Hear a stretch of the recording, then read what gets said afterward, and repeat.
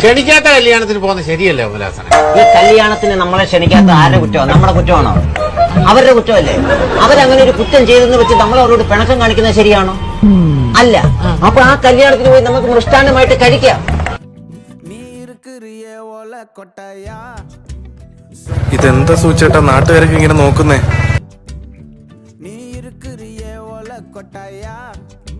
ഈ തെണ്ടി എന്തിനാ അവിടെ കയറിയിരിക്കണം?